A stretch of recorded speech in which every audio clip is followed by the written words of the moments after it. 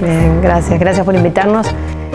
Antes de arrancar, van a ver que tienen unos papelitos ahí que les repartimos.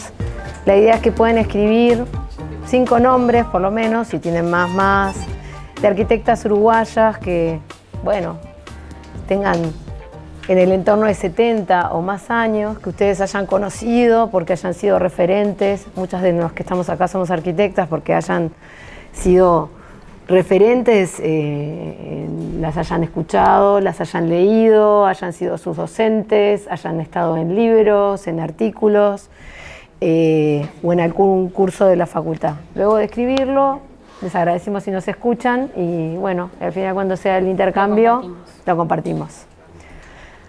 Empezamos. Atlas de Arquitectas del Uruguay. Parte 1. Pecadoras. Ahí va. Adela Januzzi proyectó escuelas, oficinas, viviendas, dirigió obra pública y ejerció de forma privada. En el año 1924 fue la tercera mujer en egresar de la carrera de arquitectura y la primera nacida en el país, en el seno de una familia de origen italiano. Sin descendientes directos, la casa que ella misma diseñó y habitó quedó en manos de la Intendencia de Montevideo y por razones del destino hoy alberga la Casa de la Mujer número 6. Esa casa en su época fue objeto de miradas y prejuicios. Hoy se transformó en un espacio de refugio, encuentros y derechos. 100 años después de su egreso y a impulso de varias personas, la casa fue designada hace algunos meses con su nombre. El día de ese reconocimiento, una vecina se acercó y nos contó que en su infancia, en el barrio, corría el rumor de que Adela era una pecadora. La razón: usaba pantalones, se subía a los andamios y fumaba tabaco. Para la sociedad de ese entonces, esos gestos eran inaceptables para una mujer. Ese contraste entre la práctica profesional y el mandato social recorre prácticamente todas las historias que recupera el Atlas Colectivo de Arquitectas del Uruguay. En ese contexto y un año antes, la primera egresada del país, Julia Guarino, nacida en Italia, migrante muy joven al país. Junto con Adela ingresó cuando aún era estudiante al equipo en aquel entonces el Ministerio de Obras Públicas. Julia no solo diseñaba edificios, viajaba representando a Uruguay en congresos internacionales, integraba organizaciones feministas y defendía los derechos de las mujeres a estudiar y trabajar. Ella firmaba arquitecta, en mayúsculas, mucho antes de que fuera aceptado hacerlo. Y durante cerca de 100 años, aunque podía ser responsable de una construcción y firmarla, no podía votar. Para entender a Adela y a Julia y a las mujeres de su época, debemos mirar el Uruguay de los años 20, un país avanzado en derechos civiles y laborales, donde comenzaba a resonar las reivindicaciones por la igualdad. Aún así, muchos avances recién daban sus primeros pasos. Las uruguayas habían accedido a la enseñanza secundaria apenas una década antes, y su ingreso a la universidad era una excepción, y muy adelantado para la región. A inicios del siglo XX surgen las primeras agrupaciones feministas reclamando los derechos civiles y políticos, muchos a impulso de las hermanas Luisi, el Congreso Nacional de Mujeres del Uruguay, la Alianza Uruguaya por el Sufragio Femenino, la Unión Femenina del Uruguay y varios grupos de obreras. En este contexto, en 1923, se graduó Julia Guarino, la primera arquitecta del país. Ese mismo año, y por la incidencia del movimiento feminista, se eliminó la prohibición que impedía a las mujeres ejercer profesiones como escribanía y procuraduría. No es casual, Julia no solo formaba parte de esa primera generación de profesionales, sino que también participaba activamente en estas asociaciones. En 1928 integra la comisión directiva de la Alianza Uruguaya de Mujeres y en 1935 fue cofundadora, junto con Paulina Luis y otras referentes, de la Asociación de Mujeres Diplomadas de la Universidad, que reunía egresadas de la UELAR. También fue parte del Open Door, una organización internacional en defensa de los derechos de las mujeres. Representó a Uruguay y a Perú en un congreso en París, donde fue la única delegada sudamericana y donde constató que los desafíos de las mujeres eran sorprendentemente similares en todo el mundo. Luego de haber egresado 5 colegas de la carrera de arquitectura en los años 30, Uruguay ingresó en años políticos duros con la dictadura de Terra. Hubo un largo impas de casi una década sin mujeres egresadas de la carrera de arquitectura. Parte 2. Viejas bravas. En las elecciones de 1938, las mujeres uruguayas votaron por primera vez. Un año más tarde, ingresa a la Facultad de Arquitectura Nelly Grandal, otra figura que marcaría el camino de la profesión. Nelly tuvo que encontrar la forma de hacerse escuchar.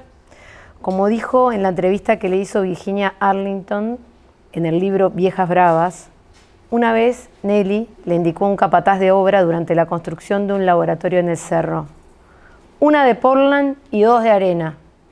¿Me va a enseñar esta mujer a mí?, recibió como respuesta. Ella supo que su reacción en ese momento iba a determinar cómo iba a ser de ahí en más su actitud profesional. Yo pensé, si acá aflojo, esto me va a durar para toda la vida. Así que me di vuelta y le dije que efectivamente le iba a enseñar yo. Porque lo que usted está haciendo está mal. Será porque no sabe o porque tiene mala fe. Yo no tengo elementos para pensar esto último, así que prefiero enseñarle. Y me di vuelta a encarar el retorno al auto. Fueron los 50 metros más largos de mi vida. Me temblaban las piernas y pedía por favor no resbalarme para no perder la dignidad. Fue un momento muy útil, me duró para siempre.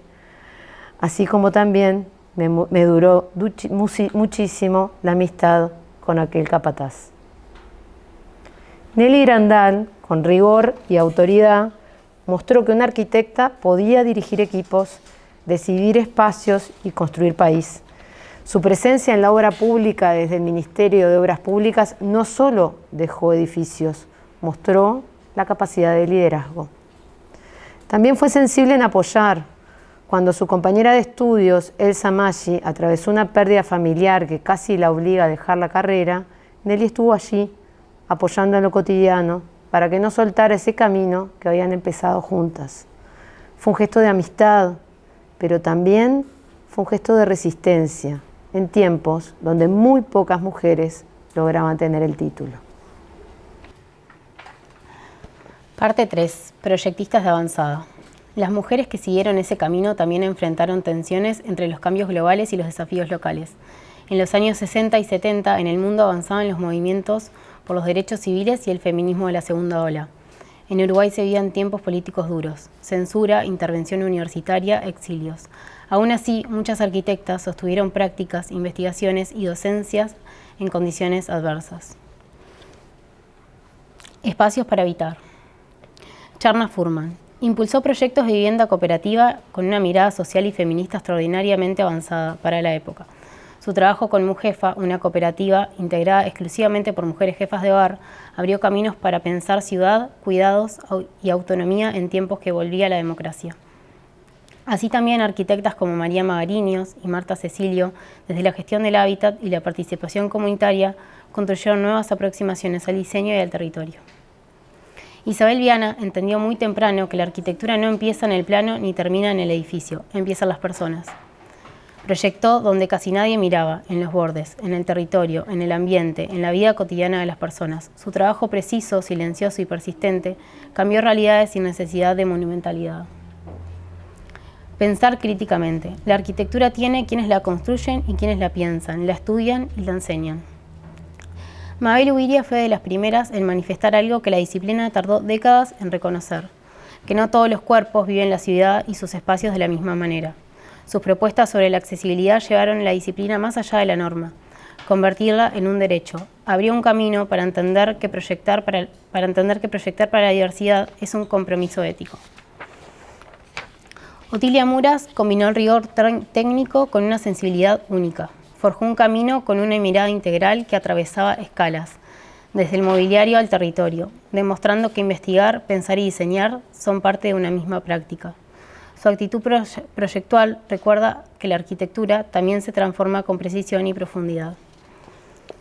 Liliana Carmona, con una mirada fina, crítica y sensible, forjó una trayectoria docente sólida, imposible de ignorar.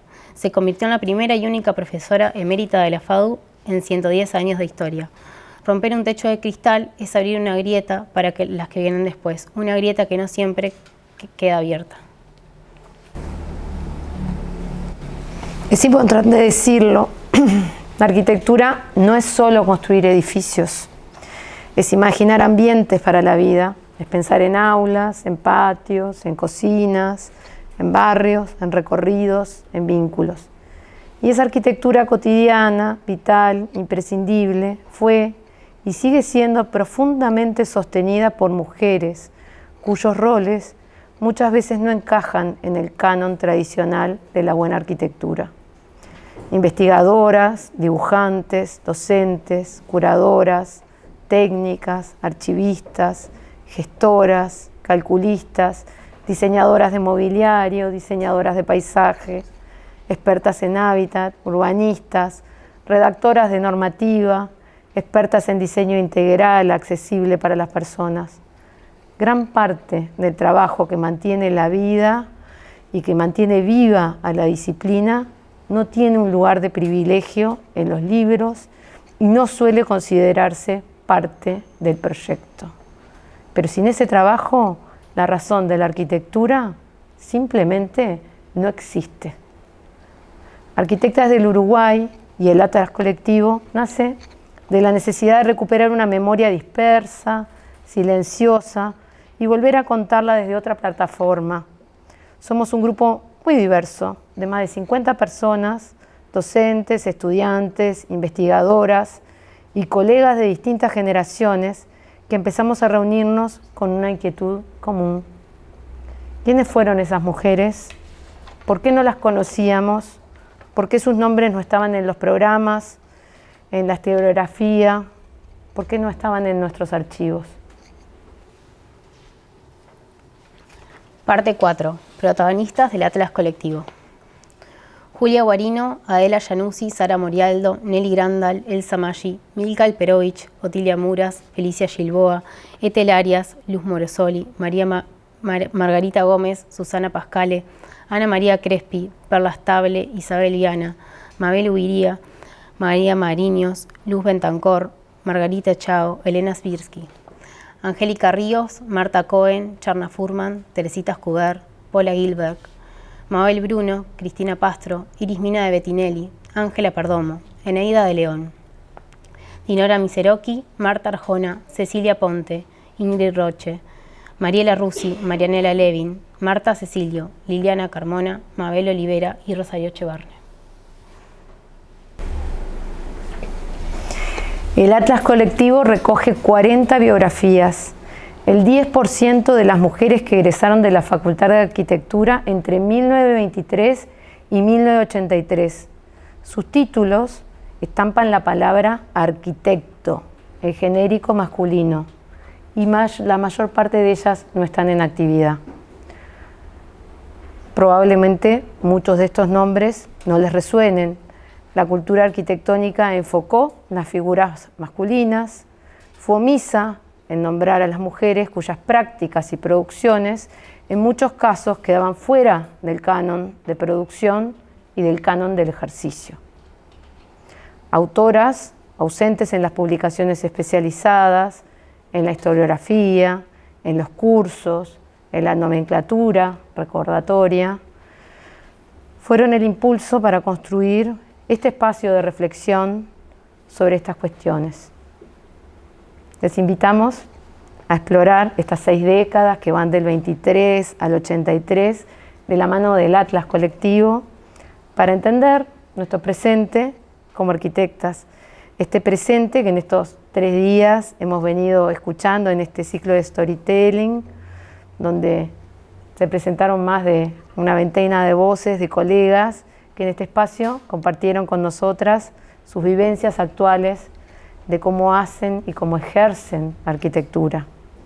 Un viaje que nos invita a mirar nuestros lugares y nuestras prácticas cotidianas, nuestras múltiples formas de ejercer la arquitectura, buscando hacer visibles las trayectorias, los proyectos y las historias de vida de las arquitectas del Uruguay que nos abrieron camino.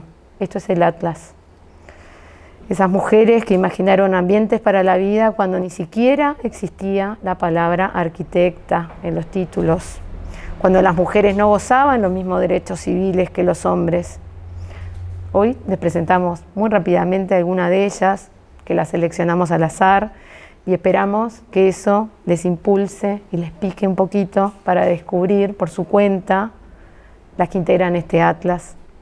Y por qué no, capaz que se enganchan y se animan a sumarse con nosotras a rescatar estas historias.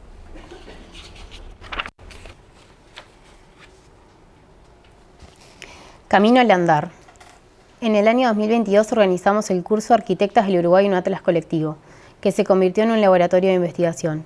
Revisamos durante largas jornadas los libros de actas de Belía, exploramos planos del archivo del Ministerio de Transporte y Obras Públicas, entrevistamos a protagonistas, familiares y colegas, digitalizamos documentos inéditos, visitamos obras y construimos biografías. Lo que empezó como un curso derivó en una exposición en el mes de FADU Feminista, luego en una muestra itinerante por el país y finalmente en esta red creciente que hoy sostiene el proyecto. Recibimos apoyos de SAU, de ONU Mujeres, del Espacio Interdisciplinario y del Programa de Intercambios de CSIC. Cuestiones muy puntuales que nos permitieron sostener. Organizamos el trabajo para que fuera viable participar en los escasos tiempos que disponemos, con entusiasmo de crear en colectivo. Un grupo que empezó con un puñado de docentes invitó a sumarse a colegas con sus trabajos previos, tesis, investigaciones, artículos, cursos. Empezó a abrirse a colegas y de a poco a otras disciplinas. Hoy han participado activamente más de 50 personas de diversos perfiles. Trabajamos en horizontal y asumimos liderazgos rotativos. Redes. El camino estuvo acompañado por vínculos con iniciativas internacionales que nos impulsaron enormemente.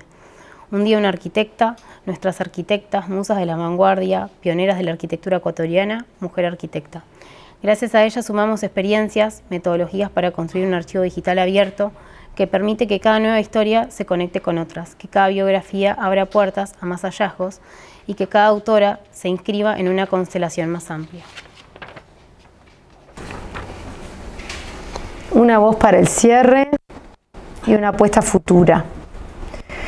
En este proceso no solo recuperamos documentos, trajimos voces que rara vez tuvieron espacio en el relato disciplinar. Voces como la de una arquitecta que hace un par de años, en el marco de la certificación con equidad de género de FADU, reflexionó con enorme lucidez sobre su trayectoria. Una arquitecta que en ese informe no es nombrada, aunque podemos reconocerlas, porque llegó a ser directora de taller, y así se menciona, y aunque pudo haber sido decana, no lo fue. Ella, allí, en ese informe, dice: como lo veo hoy, seguir la carrera de arquitectura siendo mujer ya es un desafío.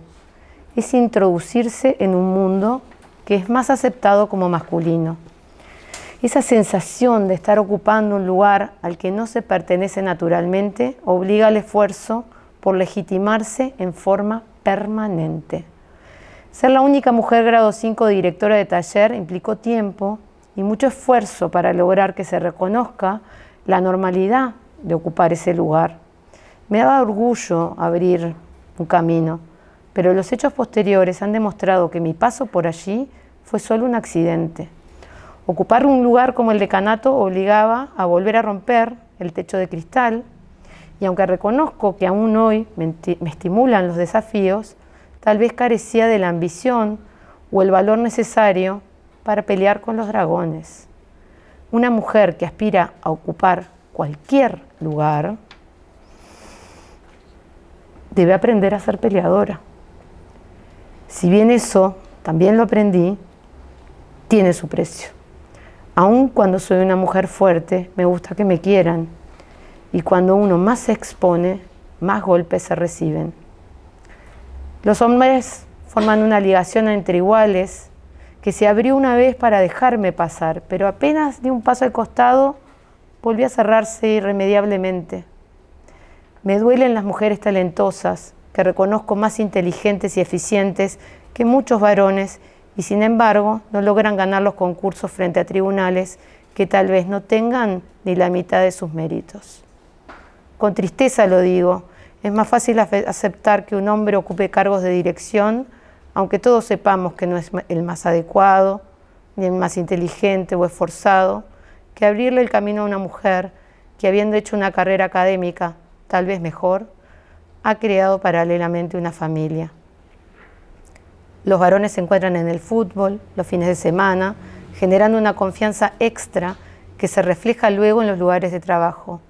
Mientras tanto, las mujeres corren luego de clase a preparar la comida, lavar la túnica y revisar los cuadernos de sus hijos. A esa condición no hay forma de ganarle, ni se expresa en el currículum. Parte 6. Invitación. Ese testimonio y otros tantos nos recuerdan por qué este atlas no es un proyecto académico. Es un ejercicio de reparación, una forma de ampliar la historia disciplinar, de reconocer que la arquitectura se construye desde múltiples roles, sensibilidades y saberes, que no hay una única forma de hacer arquitectura ni una única voz que pueda contarla. Hoy, cuando miramos la constelación de 40 colegas relatadas, no solo es memoria, es un mapa nuevo que integra lo visible y lo invisible, lo construido y lo imaginado, lo académico y lo cotidiano. Muchas desigualdades que pensamos que ya están saldadas aún se perpetúan. Estamos atravesadas por una manera de pensar y de ver la realidad que es muy doloroso asumir. Y por eso, inconscientemente, resistimos a asumirlas. Surgen las entrevistas y es algo que se repite en otros países. Procesarlo lleva tiempo y lleva también mucho coraje.